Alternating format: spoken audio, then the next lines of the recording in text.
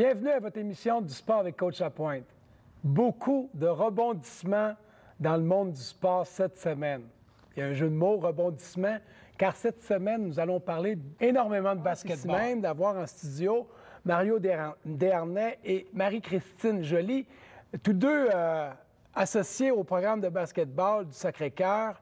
Alors, on aura la chance d'aller voir cette institution dans l'institution en basketball féminin au Collège Sacré-Cœur. Et un programme, ça fait longtemps qu'on entend parler, le programme de basketball du Sacré-Cœur au niveau scolaire, féminin. Et pour en parler, Mario, Marie-Christine. Bonjour. Je suis content parce que vraiment, ce programme-là, c'est une institution dans une institution. C'est un peu une dynastie au niveau du basketball depuis au début des années 70 que du basket. Alors, j'étais heureux de pouvoir en parler avec vous ici en studio. Première question. Moi, j'aimerais savoir, depuis quand, justement, je dis les années 70, mais peut-être je suis dans le champ gauche, là, et il y a du basket à cette école-là. Il y a toujours eu, je crois, du basket avec Sainte-Pat, où notre école est présentement. C'est une école anglophone. Il y avait des garçons, ils étaient là. C'était Saint-Patrick. C'était une école anglophone avant de devenir le Collège Sacré-Cœur. Effectivement. Ah bon, OK. Et donc, il y a toujours eu du basketball. Puis, les années 70, ça se poursuit. Fin des années 70, arrive un monsieur Gilles Godette, les années 78, entre autres, 1978. Où... Ça, c'est vraiment l'année du départ, là. Du départ de son je ne veux pas dire son règne parce que c'est pas un roi, mais il a commencé, il y a un instigateur. Son engagement. Son engagement, effectivement, il est encore très présent. 1978. OK. Ça, à la maison, commence à me connaître. Si je répète souvent une date, là, il y a peut-être des raisons en arrière de ça. Alors, 78, Gilles Godette est là. Oui. Puis dans les années 80, ça se poursuit, des belles réussites. Le programme grandit. Les années 90, ça a été vraiment là, le summum avec des championnats provinciaux 3A. Plusieurs belles équipes, grandes équipes ont été présentes dans cette petite école-là. Il faut le rappeler parce que c'est une petite école. Puis faire de ce calibre-là, niveau 3A provincial, il fallait avoir vraiment là, un bon groupe d'athlètes, mais bien sûr d'entraîneurs. Le feu sacré là, auprès des entraîneurs, tout ça. Parce qu'il y a combien d'étudiantes à votre école? Présentement, on est tout près de 500 élèves. Hey, c'est peu pour pouvoir fournir un programme 3A et 2A, n'est-ce pas? 2A. Présentement, nous sommes seulement 2A. Okay. Ouais. Et dites-moi, là, moi, j'ai été dans votre enceinte, là, enceinte parce que je dis c'est presque un lieu sacré, là, le gymnase. Il y a combien de bannières au mur? C'était exceptionnel. Année après année, on additionne les bannières. On en a tout près de... On s'approche du 200, on a hâte d'atteindre notre 200, mais là, on est 160, 170 bannières accrochées, tout sport confondu. Si vous avez la chance d'aller faire un détour au Collège Sacré-Cœur, allez juste dans ce gymnase-là, vous allez sentir qu'il s'est passé quelque chose. On sent qu'il y a de l'histoire associée à ça. Tu as juste envie de te défoncer quand tu joues sur ce terrain-là, parce que tout autour, là, c'est plein de bannières qui disent qu'il y a des grandes joueuses de basket puis des équipes championnes qui ont joué ici. Mais, coach, selon toi, là, quelles sont les raisons, justement, de ce succès-là? Toi, tu coaches aux juvéniles, mais il y a du cadet, il y a du benjamin. Oui. Mais qu'est-ce qui fait que les équipes du Sacré-Cœur, à travers les années, ont réussi à s'imposer? La première des choses, bien, ça prend du support de notre direction. Si nos directeurs, directrices y croient, bien, ça nous donne un coup de pouce, ça nous donne la tape dans le dos pour poursuivre. Par la suite, la pierre angulaire de tout ça, ce sont les entraîneurs. On a beau avoir les meilleurs athlètes, si on n'a pas les entraîneurs pour les amener au niveau plus haut, il manque un élément au maillon. Mais définitivement, par la suite, ça nous prend les bonnes athlètes. Ça nous prend les bonnes athlètes. Puis vous, à l'interne, c'est un collège privé, donc ça dépend des gens qui sont inscrits là en secondaire 1. Ça commence quoi, Benjamin? Comment vous commencez votre pyramide, là? Nous, notre pyramide, elle commence même, je pourrais dire, en 4e année, à cause de notre programme de mini-basket, qui, depuis 28 ans présentement, fonctionne, et cette année, il fonctionne encore à merveille. 50, 60 jeunes filles de 4e à 6e année viennent faire du basketball pendant 3 heures chez nous. 1h30 d'éducatif, 1h30 de jeu. Ils sortent avec le grand sourire de notre gymnase. Donc, ça commence là. Par la suite, 3 équipes benjamines, secondaire 1, secondaire 2, un mélange de 1 et 2, cadette, juvénile. Hey, ça fait pas mal de... C'est vraiment... Il y a d'autres sports, mais le sport maître, je pourrais dire, c'est le basketball. Oui, on fait plein d'autres sports, mais aussi le basketball prend une grande place. Mais toi, Marie-Christine, là, on a parlé de mini basketball, tout ça. Est-ce que tu as commencé en 4e, 5e année? C'est quoi ton début au basket? Mon père était un très grand joueur de basket. Par la suite, il a coaché mes 2 frères. Puis depuis que j'ai l'âge de 6 ans, je les suis tous les tournois. Puis c'est sûr que ça m'a donné la piqûre. Puis par la suite, j'ai commencé le mini-basket en 4e année, moi aussi. Puis depuis la 4e année que je suis comme abonnée au gymnase du Collège Sacré-Cœur pour aller faire du basket. Et là, présentement, tu es en secondaire 5. Oui.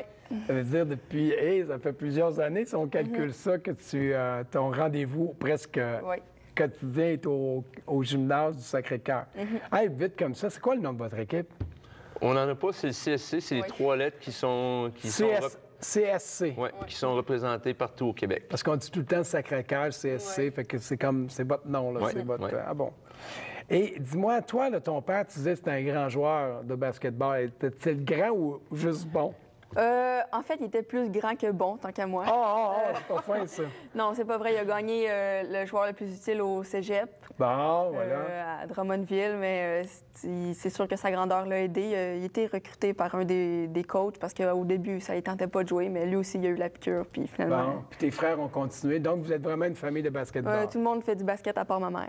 Ah oui? Oui. Ça en prend une qui fait le taxi aussi, Oui, hein? c'est ça.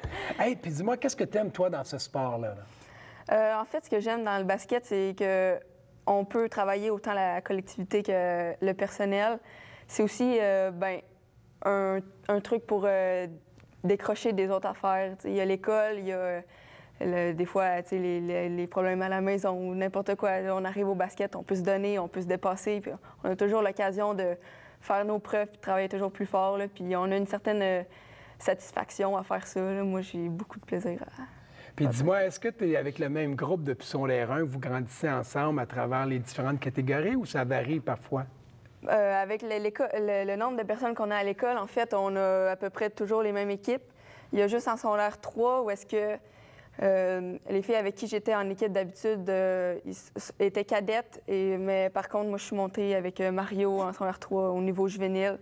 Donc, j'ai eu une nouvelle équipe. Ça a été un changement. Là. Très bien. Ouais. Écoutez, on s'arrête pour les communiquer, puis on revient immédiatement par la suite faire le suivi là-dessus. Au basketball avec Marie-Christine Joly et Mario Desharnais. Mario qui est aussi entraîneur, mais responsable des programmes. Mais je parle à l'entraîneur maintenant. Ouais. Si tu me définis, Marie-Christine, quel genre d'étudiante athlète de basketball est-elle? C'est difficile de trouver un seul mot. Je pourrais t'en donner 2. Détermination, organisation. Marie-Christine, c'est une fille qui est très déterminée. Elle a des objectifs qui sont très précis. Quand elle veut les atteindre, elle sait comment faire les efforts, s'organiser pour les atteindre. Donc, c'est un rêve de tout entraîneur de l'avoir comme ça. Bon, voilà. Marie-Christine? Oui. On joue du basket presque à tous les jours. Il y a des entraînements. Je vous vois même hors gymnase faire de la course au Champ de Mars, tout ça. Vous vous impliquez beaucoup. Comment on fait, là? Puis là, la saison n'est même pas commencée comme telle. Elle commence tantôt, on va en parler. Comment on fait pour concilier les études puis le sport? Explique-moi ton plan de match. En fait, Mario a bien défini le mot. C'est surtout l'organisation. Quand je planifie mon horaire pour essayer de concilier études, basket, entraînement, tout ça. Il y a aussi le fait que je coach une équipe cette année, donc ça rentre dans mon horaire.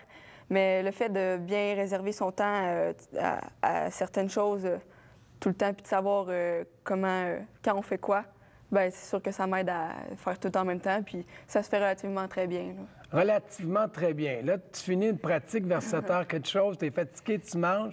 Tu as vraiment l'énergie pour étudier, tout ça. Ça prend de la discipline, là, Marie-Christine. Oui, en fait, mes pratiques sont de 7h15 à 8h45.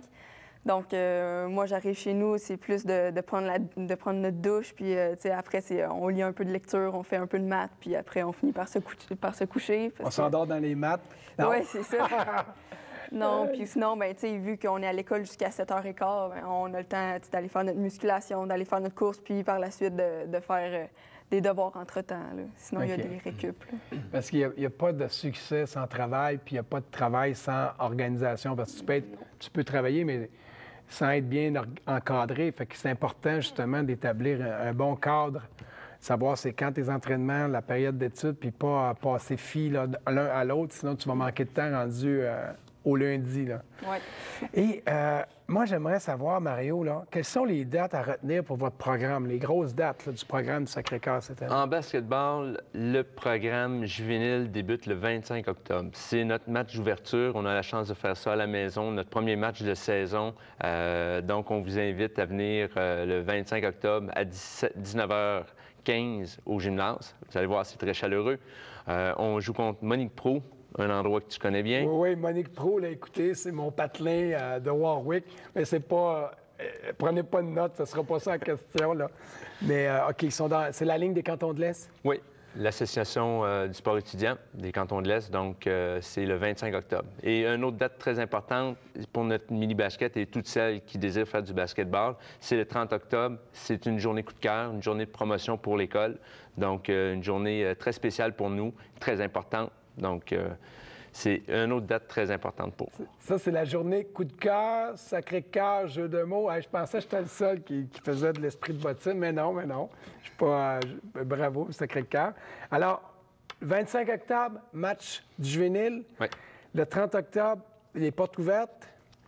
Et maintenant, je pose la question de la semaine. Depuis quand le programme de basketball du Sacré-Cœur a pris son envol, là? Vraiment, là, avec l'arrivée d'une personne en particulier? Quelle année?